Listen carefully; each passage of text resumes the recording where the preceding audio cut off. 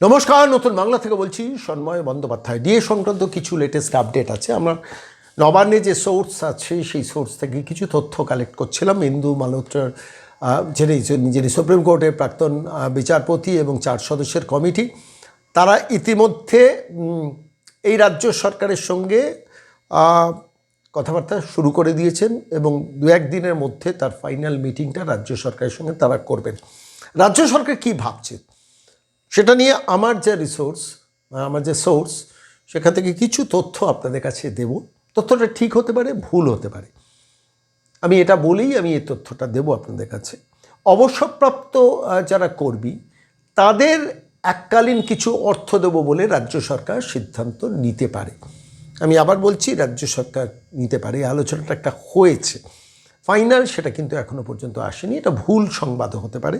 অর্থাৎ সরকারি কর্মচারী যারা কাজ করছেন তাদের এখন দিতে পারবো না, আমাদের ইলেকশন রয়েছে, হাতে টাকার টান রয়েছে। সরকার নতুন সরকার গঠিত হলে তখন আমরা দেখব, যদি আমরা ক্ষমতায় আসি।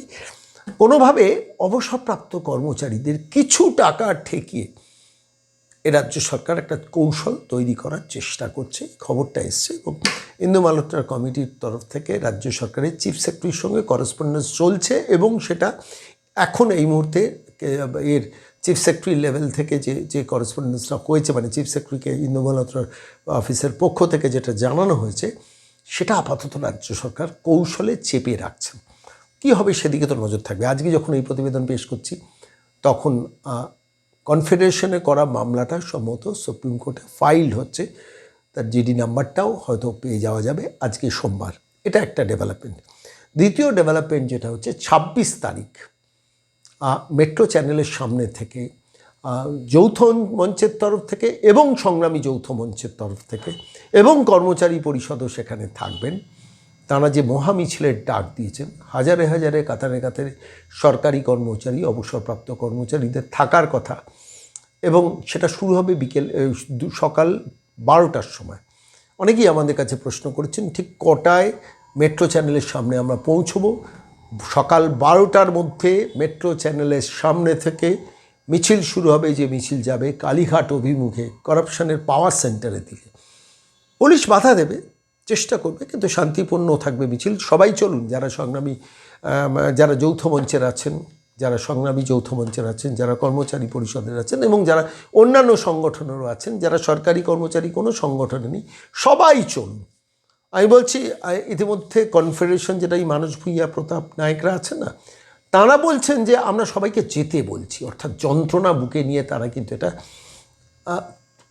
মানে এই মিছিলটা সাকসেসফুল হোক, তারাও চাইছেন। আমি পুলিশের একজন কর্মচারী, আমি তার পরিচয় স্বাভাবিক কারণেই দেবো না, তিনিও বলছেন আমিও চাই এখানে হাজারে হাজারে মানুষ সেদিকে হাঁটুন। কেন যে পুলিশ কর্মচারী শিক্ষকদের ওপর লাঠি চালায়, দিনের শেষে তো তাঁকেও আয়নার সামনে দাঁড়াতে হয়, তাঁর স্ত্রীর সামনে দাঁড়াতে হয়, পরিবারের সামনে দাঁড়াতে হয়। সারা ভারতবর্ষের মধ্যে একমাত্র এ রাজ্যে সরকারি কর্মচারীরা সব থেকে বেশি প্রতারিত, ইনক্লুডিং পুলিশ কর্মচারীরা। ঠিক এই প্রেক্ষিতে দাঁড়িয়ে টুকরো টুকরো খবর আমি পুলিশের কর্মচারীর সঙ্গে আজকে অনেকক্ষণ কথা বলছিলাম। বলে যে আমরা নিতে পারছি না, সব বিশ্বাস করুন, আমরা নিতে পারছি না। আমরা চাই এই সরকার চলে যাক, এই সরকার তো আমাদেরও ডিএ মারছে। তাহলে লাঠিটা চালান কেন? বলে যারা লাঠি চালান তারা হয়তো বোঝেন না, কিন্তু আমরাও যদি কোনোভাবে রুড ব্যবহার করি, খারাপ লাগে। অসংখ্য শিক্ষিত বেকারের ওপর যখন আমরা প্রতিরোধ করি, আমাদেরও মনের মধ্যে একটা যন্ত্রণা হয়, মনে হয় যে আমারও তো সন্তান ওদের মধ্যে থাকতে পারতো বা থাকতে পারে বা আছে। আমি আজকে এইটুকু কথা বলে আমি আবারও বলছি, যৌথ মঞ্চ এবং সংগ্রামী যৌথ মঞ্চ, সঙ্গে থাকবে কর্মচারী পরিষদ এবং অন্যান্য সমস্ত সংগঠন, যে মহামিছিল, ঐতিহাসিক মিছিল মেট্রো চ্যানেলের সামনে বৃহস্পতিবার, মনে রাখবেন বৃহস্পতিবার 26 তারিখ 12টার সময় শুরু হবে। সবাই চলুন। আমার ইচ্ছা আছে থাকার, অন্তত দূর থেকে কাছ থেকে দেখার যে কীভাবে প্রতারিত মানুষরা শেষ পর্যন্ত ঐক্যবদ্ধ হচ্ছেন। ঝান্ডাবিহীন অবস্থায় এই মহামিছিল কিন্তু সার্থক করা দরকার। এটুকু কথা বলে আজকে আমি লেটেস্ট যা দিয়ে সংক্রান্ত আপডেট পেয়েছি আমি সেগুলো আপনাদের দিলাম। যে কর্মচারী ফেডারেশনের মামলাটা আজকে হয়তো জিডি নাম্বারটা পাওয়া যেতে পারে, এক। দ্বিতীয়ত ইন্দু মালহোত্রার কমিটির সঙ্গে রাজ্য সরকারের এই সপ্তাহেই মিটিং হতে পারে। তৃতীয়ত হচ্ছে রাজ্য সরকারের মধ্যে এই চাপটাকে যদি আপনারা বাড়াতে পারেন, এমন একটা সম্ভাবনা আছে অবসরপ্রাপ্ত কর্মচারীদের কিছু দেব বলে একটা আলোচনা চলছে। খুব কনফার্ম নিউজ নয়, কিন্তু যেটুকু পেয়েছি আমি সেটাই আপনাদের কাছে বললাম। আমি আজকে একটু অভিরূপ সরকারকে নিয়ে কথা বলবো। কেমন আছেন অভিরূপবাবু আপনি? ডিএকে উড়িয়ে দিয়েছিলেন না বেতন কমিশনের রিপোর্ট থেকে? 6 মাস অন্তর বেতন কমিশনকে এক্সটেন্ড করিয়েছিলেন না? আজকে সম্ভবত স্মল ইন্ডাস্ট্রি কর্পোরেশনের মাথায় বসে আছেন না? আপনি কিন্তু এআইসিপিআই হারে, অর্থাৎ all India consumer price index অনুযায়ী আপনি জানেন কিন্তু কেন্দ্রীয় এআইসিপিআই হারেই কিন্তু ডিএটা নিয়ে গেছেন এতদিন। আমার প্রশ্ন অভিরূপ সরকার আপনাকে, যে আপনি একটা স্বতঃপ্রণোদিত হয়ে পোস্ট এডিটে আনন্দবাজারে লেখা লিখুন তো, কেন ডিএ সরকারি কর্মচারীদের পাওয়া উচিত নয়? এই লেখাটার জন্য প্রত্যাশা করে অপেক্ষা করে আছি, কারণ আনন্দবাজার নীতিগতভাবে ডিএ বিরোধী। আমি আনন্দবাজার পত্রিকা প্রতিষ্ঠানে কর্ণধারদের জানি, তারা সরকারি কর্মচারী, অবসরপ্রাপ্ত কর্মচারী যারা আনন্দবাজার পত্রিকা পড়েন, আপনারা একটু খেয়াল করে দেখবেন, এরা ডিএ কনসেপ্টের বিরোধী। আজকে বলে না, বহুদিন ধরে 10 বছর ধরে দাঁতে দাঁত চেপে ডিএর লড়াই হচ্ছে, আইনি আদালতে লড়াই হচ্ছে, কোটি কোটি টাকা একটা সরকার খরচা করছে। কোনো দিন দেখেছেন আনন্দবাজার তার বিরুদ্ধে কলম ধরেছেন এডিটে বা পোস্ট এডিটে? ধরেনি। নীতিগতভাবে আনন্দবাজার গ্রুপ বিরোধী। আজকে সেই আনন্দবাজার কেন অভিরূপ সরকারকে দিয়ে লেখাতে পারছেন যে না, ডিএটা মানুষের লেজিটিভ বা লিগালি এনফোর্সেবল রাইট হতে পারে না, সুপ্রিম কোর্ট যে রায় দিয়েছে সেটা ভুল? বলুন না, অসুবিধে কী আছে?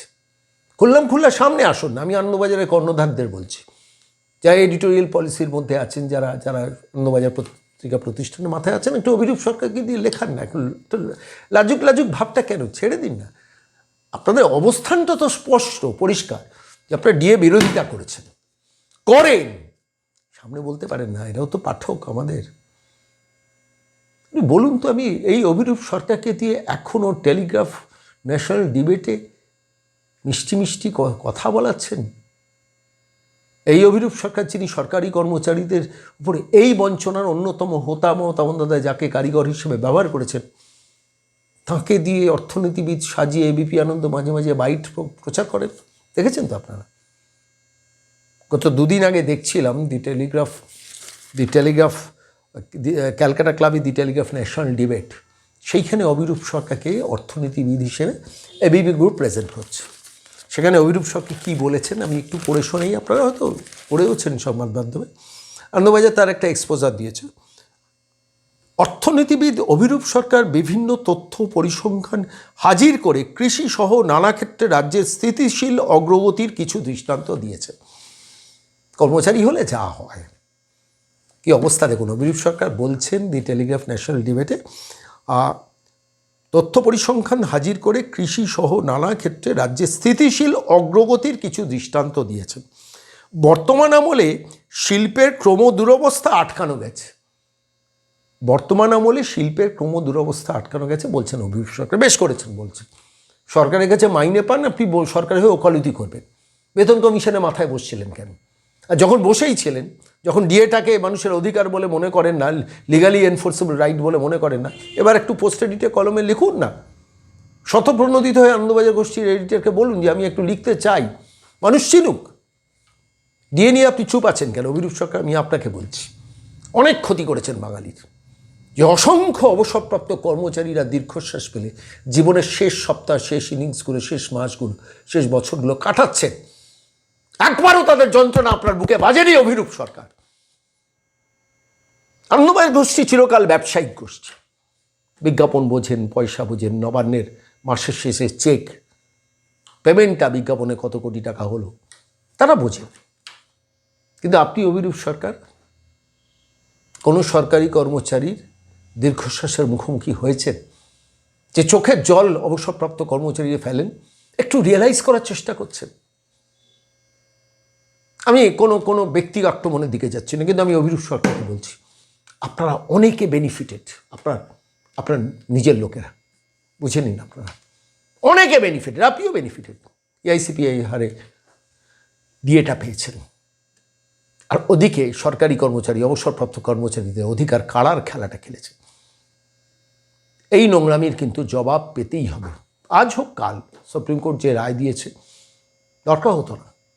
খেয়াল করে দেখেছেন, আমি সরকারি কর্মচারীদের বলছি, হঠাৎ এই সুপ্রিম কোর্টে যখন এই শুনানি চলছিল, হঠাৎ একদিন একটা বেতন কমিশনের রিপোর্ট বার করে দিন। অভিরূপ সরকার বলেছেন সেখানে ডিএ নিয়ে, অর্থাৎ ডিএটা যে এনফোর্সেবল রাইট সেটা স্বীকারই করেননি কমিশনের রিপোর্টে।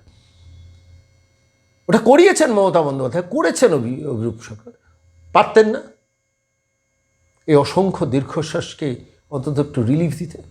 কী হতো? ওয়েস্ট বেঙ্গল স্মল ইন্ডাস্ট্রি নাকি ইন্ডাস্ট্রিয়াল কর্পোরেশনে কি মাথায় বসে আছেন, মাসে কি যে মাইনেটা পেতেন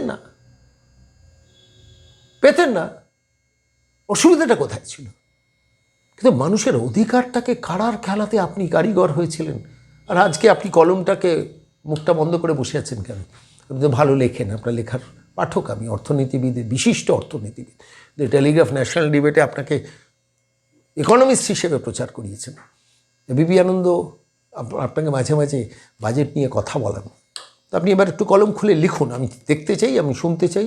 আপনারা যারা সরকারি কর্মচারী, অবসরপ্রাপ্ত কর্মচারী, যারা আমার কথা শোনেন, আমি তাঁদের হয়ে অভিরূপ সরকারকে বলছি, দরজা খটখট করছি, দরজাটা খুলুন, একটা ভালো লেখা পাঠান, খাম বন্ধ করে রাখবেন, আমাকে ডেকে পাঠাবেন, আমি লেখাটা পৌঁছে দেবো আনন্দবাজারের এডিটোরিয়াল দফতরে।